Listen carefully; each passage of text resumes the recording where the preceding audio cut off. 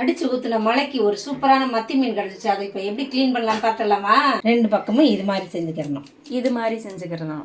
இப்படி சீவிக்கிறணும். இப்படி சீவிக்கிறணும். இந்த பரால்லாம் எடுத்தாச்சு எல்லாத்துலேயும். இப்போது இந்த சைடில் ஒரு சின்னது இதை கட் பண்ணிடுவோம். அப்புறம் வாழையும் கட் பண்ணிடலாம். அப்புறம் இந்த மண்டையை இப்படி பிரித்து கட்டிங்லாம் தேவையில்ல, கையிலேயே அழகாக இப்படி ஒரு பீ இப்படி ஒரு பீ. அப்புறம் இப்படி இந்த கட்டிங் எதுக்கு பண்ணுறோன்னா கொஞ்சம் பார்க்க நீட்டாக இருக்கும், அழகாக இருக்கும். இங்கேருந்து இப்படியே கட் பண்ணணும். சதையெல்லாம் ரொம்ப பண்ணிட்டோம்னா அவ்வளோதான், முடிஞ்சிச்சா? க்ளீன் அழகாக இருக்கா? இந்த மாதிரி அழகாக க்ளீன் பண்ணி மீனை சாப்பிடணும். கழுவிட்டு சமைச்சிட்டு அப்புறமா சாப்பிடணும். அவ்வளோதான்ப்பா. நல்லா இப்படி உரசி கழுவுனா போதும். உப்பெல்லாம் போட்டுக்கிட்டு கழுவுனோன்னு இதில் உப்பு சாந்துடும். இது பொடி மீன் இல்லை, அதனால் இவ்வளோ போதும். இன்னும் ஒரு தடவை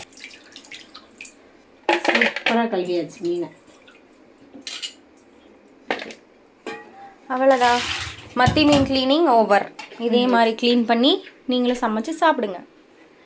பாய் பாய்.